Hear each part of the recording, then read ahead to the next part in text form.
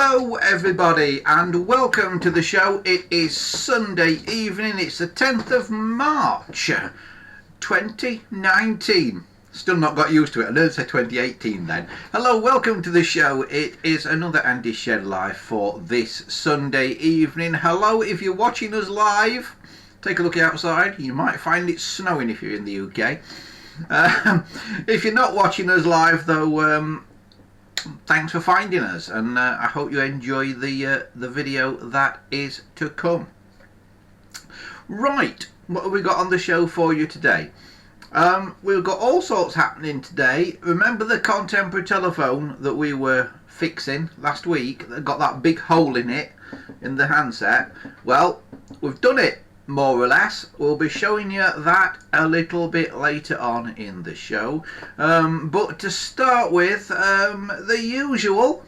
If you want to find out more about the show after we've finished today or whenever, then you can pop along to our website. If you don't know it already, here it is. It's at andyshed.colepress.net, and that's where you can find out about all the things that we're doing, all the stuff that we're tinkering around with, all the things that we've restored and that, and all the projects that we've got ongoing. We are due for a bit of an update on that website as well at the moment, because there's a lot of stuff that isn't on that we've done on this show over the last few weeks and that, so bear with us, we are getting around to it. I actually administer about probably half a dozen different websites, different organisations and things, so it's getting around to looking after this one. That is one of the tricky things to do. And also remember that if you like what you see here and you enjoy the show, you can always put a few pennies our way via Patreon. Go here, patreon.com/ANDYSShed. If you want to do that, if you want to support the show on Patreon. Every little really does help. If you give us the equivalent of $1 a month, then whenever you stay subscribing to us, and you can stay for as long as you like, do as many months as you like, but whenever you stay subscribing to us on Patreon, that's what I was trying to say, then you'll get your name on the credits of this and any other show that we do while you are a patron. So that's over there at patreon.com/ANDYSShed. Okie dokie, right, we will crack on with the show, shall we? And it's not all been about telephones this week either, because I had this to do. Yeah, this is an old vintage clock that came into us. And it was in a fairly bad way. It came into one of our Repair Cafe events. Actually, it came in about a month ago, but I've only just got it completed and that this week. And as you can see, one of the springs had come unwound because one of the clicks on, what they call the clicks on the phone, had gone a bit funny. So that wasn't behaving too well. And we had all kinds of bother with it. So I took it on to do it, and as you can see, it's there. And what's actually that spring that's actually come out of the thing there? That is the spring that did the chimes. So the clock was running like that. I've got it propped up like that because I've got the mechanism out of it. You can see the dial behind it there, and I've got the mechanism out of it, and it is actually still ticking away there. The mechanism is running, but it was absolutely filthy, as you can see better from this shot, and you can see there just absolutely how incredibly filthy the thing was. For me to deal with it.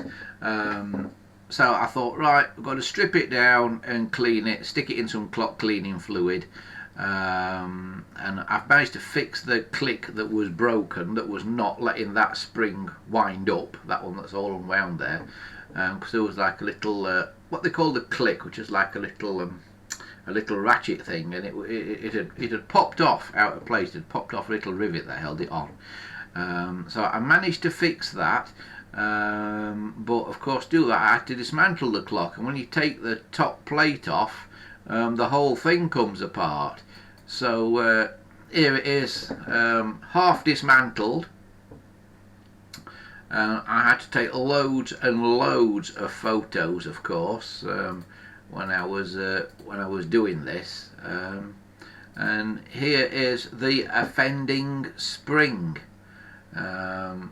Just before we rewound it, I've got a little device to rewind them on. So that's one of the things that I've been up to this week. You'll be pleased to know, though, that clock has now been fully cleaned, fully restored, and is back with its owner. Unfortunately, I haven't got pictures of it because it was such a tight thing to the deadline, because it had to be done for yesterday. It was such a tight thing to the deadline that I didn't manage to get any pictures of it after it had gone back together. But that's what we've been up to this week, and as you can see from that, it started from being a fairly dirty and broken even clock.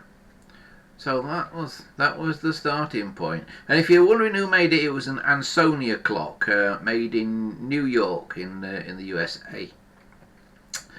So it was an Ansonia. And we'll be doing more about clocks in the next few weeks. So if you're into clock repairs, if you're into old clocks, keep watching, because there'll be more about old clocks coming up here in the next few weeks. Right, okie dokie, but for now, we're not talking clocks tonight. No, we're talking telephones. Because, remember that Contempra from last week, the one that was all broken and whatnot? Well, 'tis broken no more. Here it is. Remember, it got a big hole in the handset here.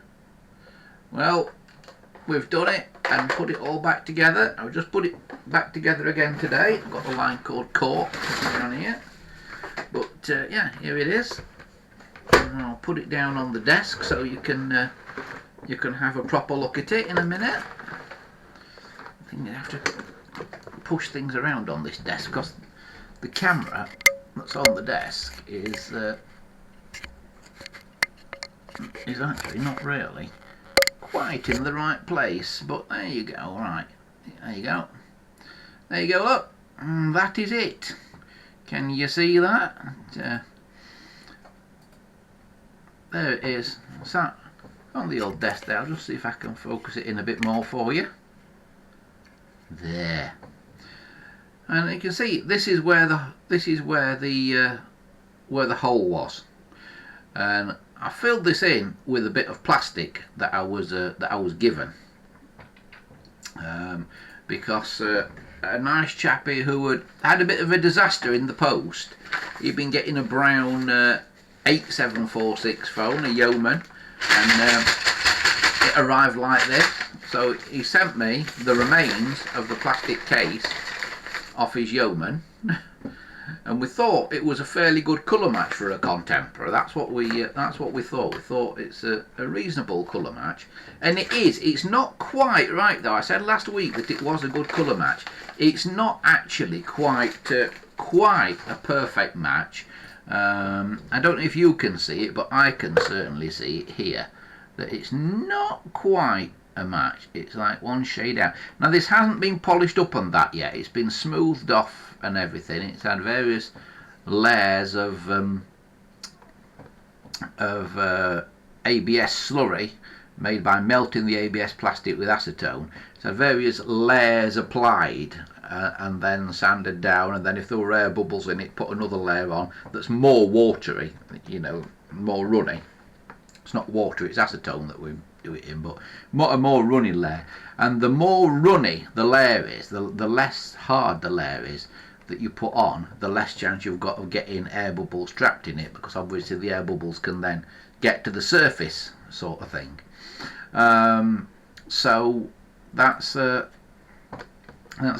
So I've got to finish polishing this up. You'll see some scratch marks and that still in it, and get it in the right light and that. So I've got to continue polishing it, but I hadn't got the fine enough sandpaper and the fine enough steel wool to actually put the final finish in it. I'd run out when I came to do it today, so I'll finish it off, and once I've finished it off, we'll have it back on again. But it is a fully working Contempra with this very interesting dial that Contempras have. I don't know if you've ever seen this or not, but there's no gap between the last digit on the dial and the finger stop. So people say, how do you do a 1 then? Because obviously it's already at the finger stop. Well, the thing is, the finger stop moves. So to dial 1, the finger stop moves. And that's 1, 2, and if you want to dial whatever it is, 0, you'll see the finger stop move before my finger gets there, you see. And the reason they did that was just to make the dials smaller, so you could actually fit them in a reasonably sized handset without having a really stupidly wide handset that you couldn't hold on to, because it'd be way wider than it needs to be. But yeah, that's the Contempra, so that's that. So that's looking rather good now. I'm quite pleased with that, with the old Contempra there. So yeah, we'll get back to that when I've done the final bit of polishing on it that I still need to do. Now, another thing that's come in recently, another interesting thing, is this. Actually, there's 2 of these.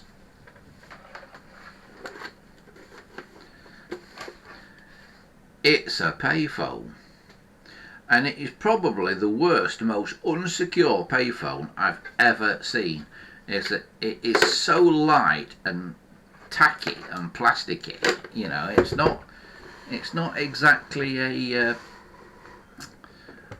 It's not exactly a what's the word I'm looking for here?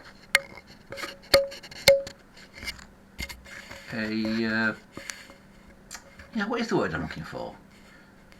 A secure unit, shall we say? It's not a secure unit, but yeah, here it is. And I show you this because it takes 10p's, and all you do is you just put